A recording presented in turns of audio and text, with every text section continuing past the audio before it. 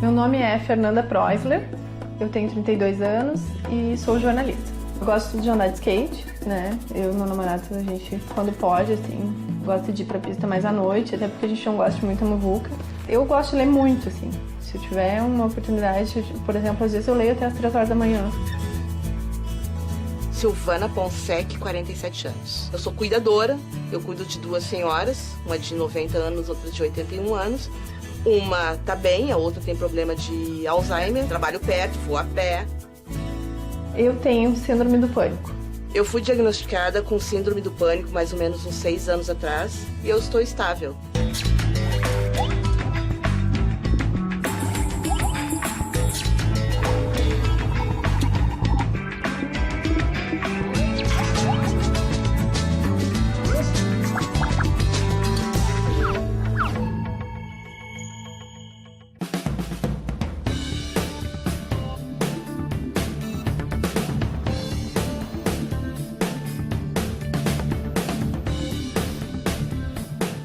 A ansiedade é uma reação normal que todo mundo pode experimentar.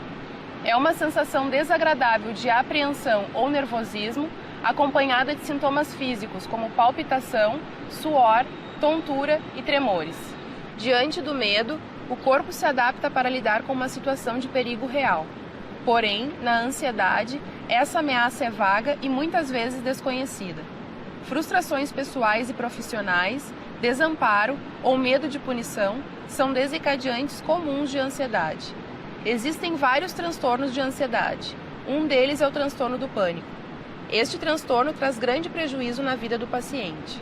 O diagnóstico correto permite o tratamento adequado, com melhora da qualidade de vida do indivíduo.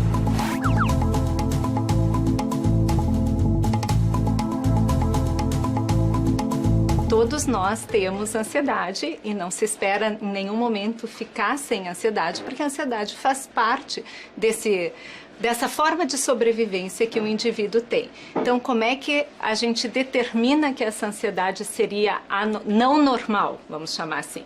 Então, quando a intensidade, a frequência e a duração dos sintomas for maior do que o esperado para esse estímulo, ou quando esse tipo de sintoma tiver uma interferência importante na rotina, nas atividades habituais do indivíduo. A noradrenalina, a serotonina e o ácido gama-aminobutírico são os principais neurotransmissores envolvidos no controle da ansiedade em nosso cérebro. No transtorno do pânico, um desequilíbrio dessas substâncias faz com que o mecanismo de alerta do organismo seja ativado, mesmo sem uma ameaça ou perigo real.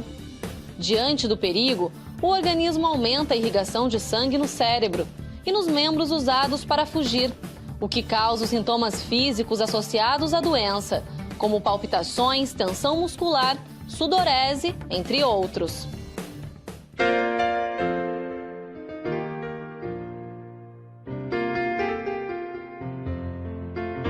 Me conta um pouco do teu gosto pela leitura. Bom, se me deixar, né, eu fico lendo a madrugada inteira, então às vezes eu leio assim 5 horas por dia, né, meio pocado, mas leio assim. Eu queria ler em menos tempo, mas também não consigo porque eu gosto de ler vários livros ao mesmo tempo. Eu gosto de diversificar, assim.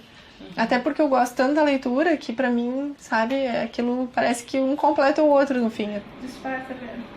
Como é que começou os sintomas do transtorno do pânico? Eu tava dirigindo, indo de Novo Hamburgo, onde meus pais moram, né, pra Porto Alegre. Daqui a pouco começou assim, porque eu me senti sozinha, sabe? Eu olhei a cena do carro, meu Deus, eu tô sozinha aqui. E se acontece alguma coisa comigo nessas curvas, né? E se eu bato o carro, se eu perco controle. Foi nesse momento que eu vi que tinha alguma coisa errada comigo, né? Tremendo, suando, frio, assim, uma coisa super estranha. Aí voltei pra casa, passou, não dei mais bola. Pensei, não, foi só um estresse mesmo. Tá. Quando eu fui dormir à noite, aí que eu tava, acho que já por 1 hora dormindo praticamente, assim, eu acordei, assim, abruptamente, saí correndo pela casa pedindo socorro. E eu tô morrendo, eu vou morrer, me socorre, me leva pro hospital, sei lá, fazer alguma coisa comigo. Minha mãe botou a mão em mim, assim, eu tava gelada. Os sintomas do transtorno do pânico, eles variam muito, né? Variam desde, por exemplo, palpitações, que é o aumento da frequência cardíaca, uma sensação de enjoo, de bola na garganta, de pressão no peito, por exemplo. Essa sensação que tu também descreveu, né? De morte iminente, enfim, medo exagerado, mas a pessoa não sabe explicar exatamente do que. E o que era exatamente que tu sentia, assim? Não sabia o que tu tava falando, sabe? Uma confusão mental, assim. Suava as mãos, boca seca, né? E o coração parecia que saía pela boca. Eu disse, eu acho que eu tô tendo um ataque cardíaco, né? Só pode ser. O transtorno do pânico é um transtorno de ansiedade caracterizado por picos ou crises de ansiedade que ocorrem subitamente, que atingem o pico máximo em até 10 minutos e que são acompanhadas desses sintomas físicos do tipo palpitação, falta de ar, tremor, sudorese, sensação, vontade ao banheiro, náuseas, né? Esses sintomas acompanhados de sintomas psíquicos como o medo de morrer, o medo de enlouquecer e o medo de perder o controle.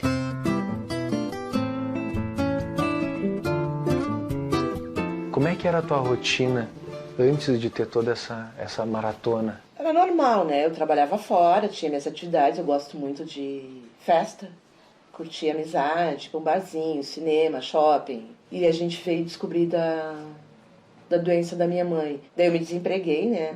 Comecei a cuidar dela, rotina de casa, tratamento, levar em médico, exames, essas coisas assim. E eu fui me envolvendo muito até que foi diagnosticado o Alzheimer dela. Então ali eu comecei a fugir, tipo, né? Me enclausurar dentro do meu quarto, não ter vontade de fazer mais nada. A princípio eu pensei que fosse uma depressão, né?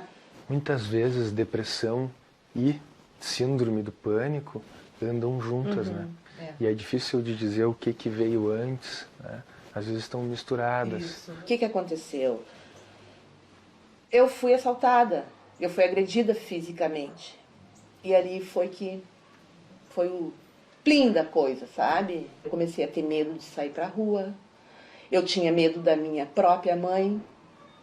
Eu não tinha coragem de ir no pátio.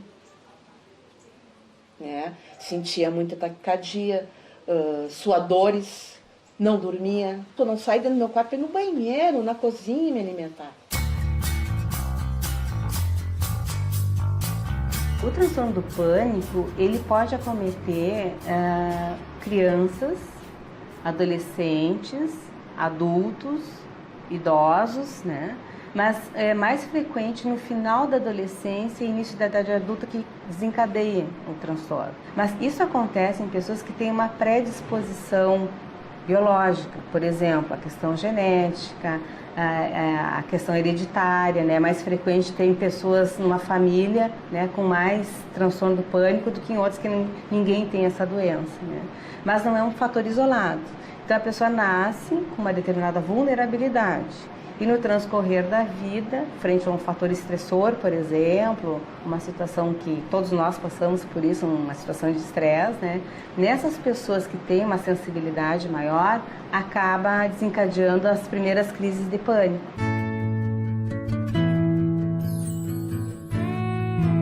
Eu ia no banheiro, não trancava a porta. Se eu trancasse a porta, eu ficava apavorada. Eu fechava e abria várias vezes para ver se eu ia conseguir abrir, sabe? E elevador, daí cada vez foi indo pior, não queria mais pegar. O carro eu larguei, eu não quis mais pegar transporte coletivo, né? Eu achava o ônibus uma pressão, assim, aquelas pessoas andando e conversando. E com relação à tua vida social? Na vida social, no início foi terrível, porque as pessoas me convidavam para sair, e aí aquela coisa da vergonha, muita vergonha de falar, né? De assumir que tu tá com problema. Eu falava que eu ia, e acabava indo, na verdade. E eu chegava e dizia assim, gente, eu quero ir embora, não consigo ficar aqui. No que esses sintomas que tu teve, no que eles atrapalharam no teu trabalho? Eu já perdi muito trabalho, muita oportunidade, né? Trabalhei numa revista de moda que, no momento que eles me disseram assim, a partir de amanhã tu vai começar a viajar, no outro dia eu pedi as contas, assim, porque eu sabia que eu não ia conseguir. Imagina, pegar avião pra mim era uma coisa impossível. E a tua família, como é que vocês encararam isso? Foi bem difícil. Foi difícil porque que tu já se sente sozinha e com vergonha de ter aquilo, né? Então, o que eu vou falar?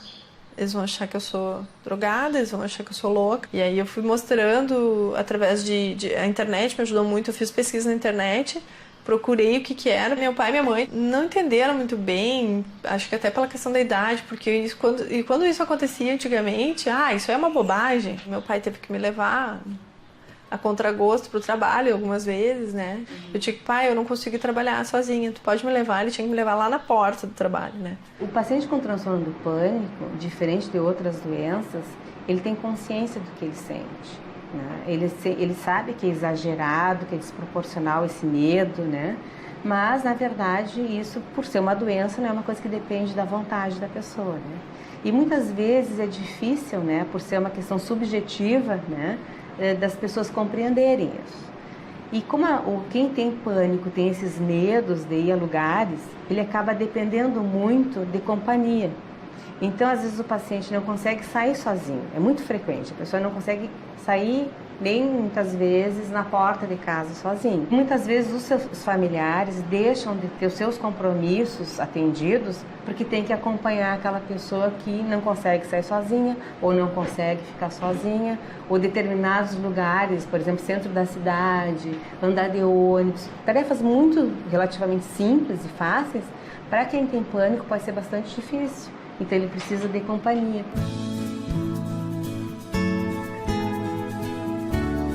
Quando você estava deprimida, né, tendo essas crises, fechando no quarto, como é que era para cuidar da mãe? Muito difícil. Eu não tinha vontade de cuidar dela. Pra ser bem sincero, eu tinha vontade de fazer alguma coisa para tirar a vida dela. E a minha também, né? Porque daí eu não estava aguentando mais. 2006 aí... Foi o assalto. Teve esse assalto. Isso. E aí depois disso que não conseguia sair do quarto? Não. Antes disso tinha esse problema do quarto? Tinha esse problema, mas eu conseguia enfrentar ele, né? E depois eu não saía mesmo. Tudo alguém tinha que fazer pra mim. Porque eu tinha medo mesmo, não ia. Eu tinha medo de sair pra rua. Eu tinha medo de movimento, eu tinha medo de aglomeração. De atravessar uma rua, uma avenida e ser atropelada.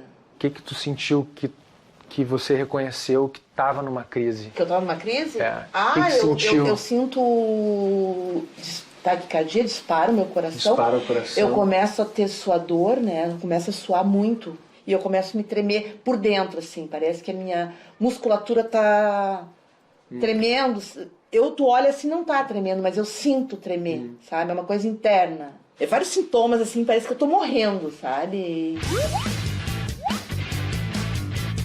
A educação de pacientes e familiares sobre o transtorno do pânico é parte essencial do tratamento. Como o ataque de pânico tem sintomas físicos, é muito comum que os pacientes pensem que estão tendo um problema cardíaco e não uma reação de medo. Conhecer os sintomas, aumentar a tolerância aos sinais físicos e aos poucos não se assustar mais com eles, ajuda a reduzir a frequência e a intensidade das crises. Agora eu já não faço mais terapia semanal, eu faço mensal. Para mim foi uma grande vitória. Quando estamos numa situação de perigo, sentimos medo. Os ataques de pânico, ao contrário, são provocados de maneira abrupta e sem uma causa real aparente. É um desequilíbrio bioquímico relacionado com as emoções. É uma continuidade da depressão, assim, né? É um transtorno de pânico. Ela fica com medo de sair pra rua, ela fica com medo até mesmo de sair dentro da própria casa. É um medo exagerado, né, de alguma coisa. Minha tia foi assaltada em frente à minha residência e ela fez um tratamento um tanto quanto comprido para poder tratar esse pânico. Conheço uma vizinha minha. Conversas com a psicóloga, os familiares ajudaram bastante também. Ela tem transtorno de pânico, se trata com psiquiatra, toma medicação. Tem que se buscar a ajuda, né? Sozinha não se vence. Muitas vezes, não só o médico, mas o próprio paciente confunde esses ataques de ansiedade, porque como a sensação é de morte iminente, tu vais atrás de resolver um problema físico que esteja te causando essa sensação de morte iminente. Então, assim, a primeira busca de ajuda, normalmente, de um paciente com transtorno do pânico é em emergências. Normalmente emergências cardiológicas, porque se o sintoma proeminente é dor no peito, a sensação é de estar tendo um infarto. Então, eles vão acabar indo em emergências cardiológicas. Qual é a questão? Os médicos das emergências devem estar aptos a fazer o que a gente chama de diagnóstico diferencial. Como é que eu vou entender se esse paciente está tendo um ataque de pânico ou se ele está tendo, de fato, um infarto? Fernanda, me fala um pouco dessa viagem que tu está programando para a Austrália.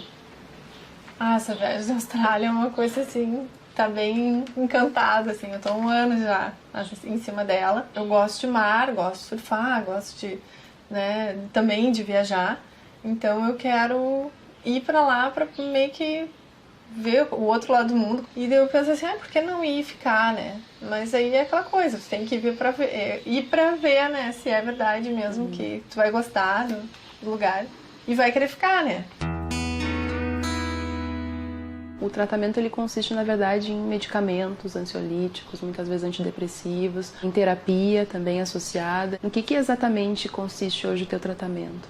Eu uso o ansiolítico, tem um tarja preta para de vez em quando nas crises, aquele sublingual que tu coloca embaixo da língua, por exemplo, se der uma crise forte, tu coloca lá. Quais foram os resultados desse tratamento que tu notou ao longo desse tempo? Eu fiz desde da psicologia por cores, aí passei pela freudiana, que é a normal, né, até a última que foi a cognitiva comportamental, que pra mim foi a melhor. Então a cognitiva comportamental, em 1 semana, eu já peguei um ônibus, assim. Eu não dava 2 anos de ônibus. Ele disse assim, tu vai encarar. Nem que tu desça na próxima parada, mas tu vai entrar, vai encarando, vai fazendo aos pouquinhos. Nós temos diferentes classes de medicamentos que são extremamente eficazes para transtorno do pânico, entre eles os antidepressivos, inibidores seletivos da recaptação de serotonina e os benzodiazepínicos. Do mesmo ponto de vista de eficácia, ou seja, do que responde, as terapias cognitivas comportamentais e outras psicoterapias,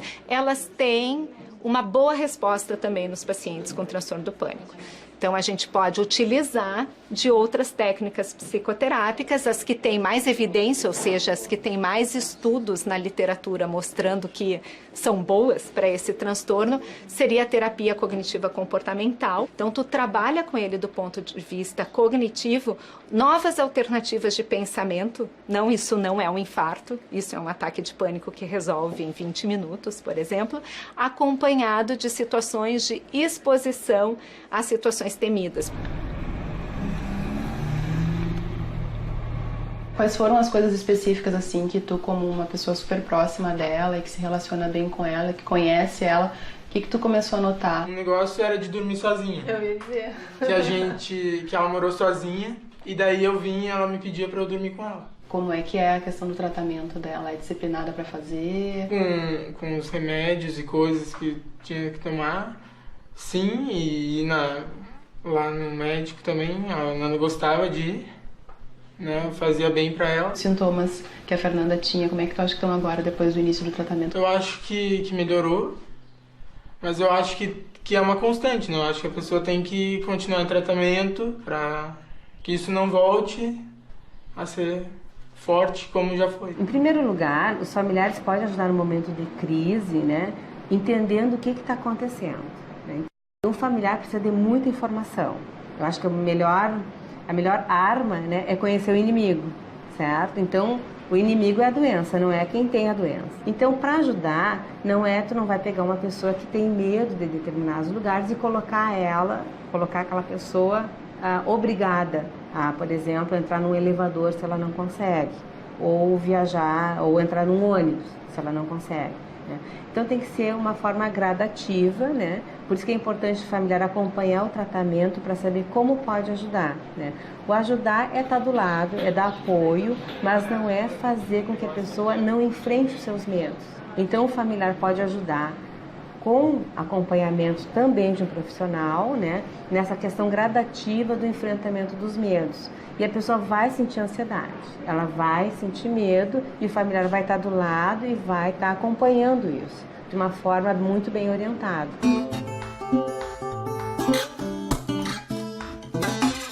Já presenciasse alguma crise dela? Já, várias. Ela fica super irritada, né? e ela fica toda alterada, né? Ela altera a voz, ela grita, ela chora, ela fica completamente descontrolada. Ela treme, ela soa. Você consegue ajudar ela quando você reconhece? Quando eu vejo que ela tá entrando, eu sempre digo para ela: Silvana, tu tá entrando em crise, procura a Cláudia, liga para a Cláudia. Aí conversar com ela, né, que é a psiquiatra que ela se trata. E o que foi o tratamento? Com medicação. Medicação. Com medicação. E conversar, alguma outra coisa? Sim, fazia terapia. Daí ela pedia que eu tinha que me ocupar. E ela foi assim, foi melhorando e tal.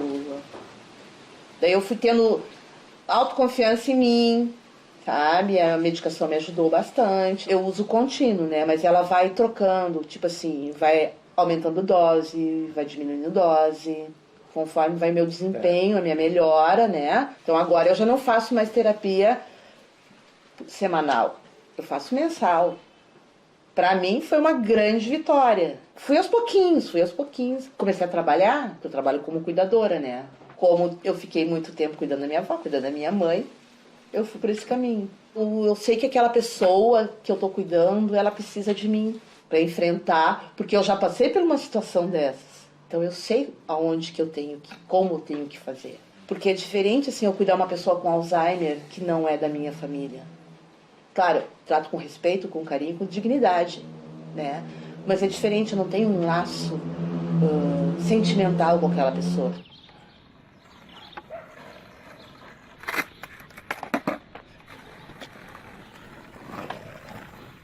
Quais são as atividades que tu faz para que os sintomas melhorem, para que a ansiedade melhore? Eu tento fazer yoga quando eu posso, tento fazer uma academia, né, para relaxar. Então, tomar um chimarrão relaxado, sem pensar em nada. Com meus amigos, tentar relaxar para uma viagem.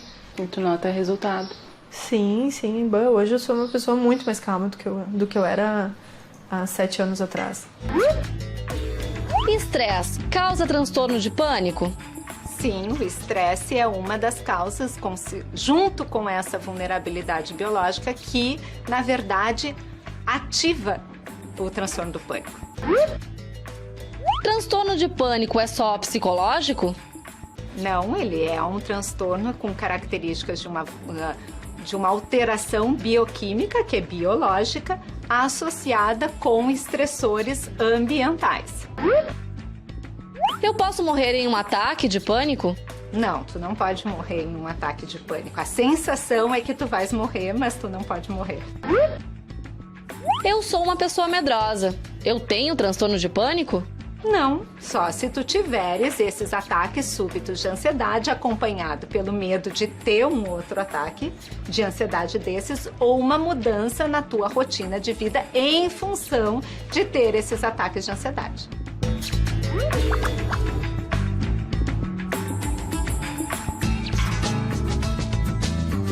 O transtorno do pânico é um transtorno que causa muitos sintomas, né?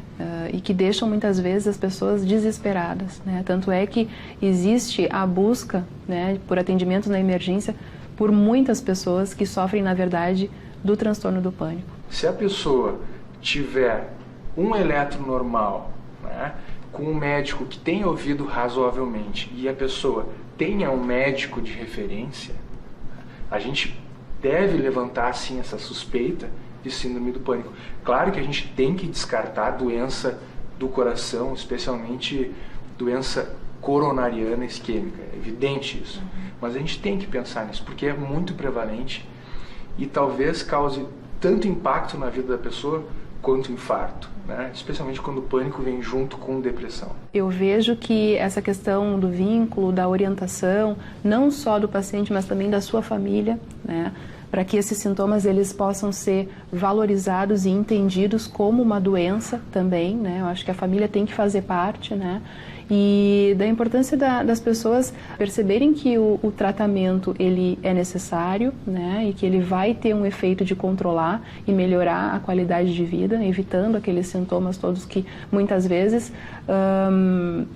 deixam de fazer com que as pessoas saiam de casa, com que elas frequentem um banco ou um supermercado, né?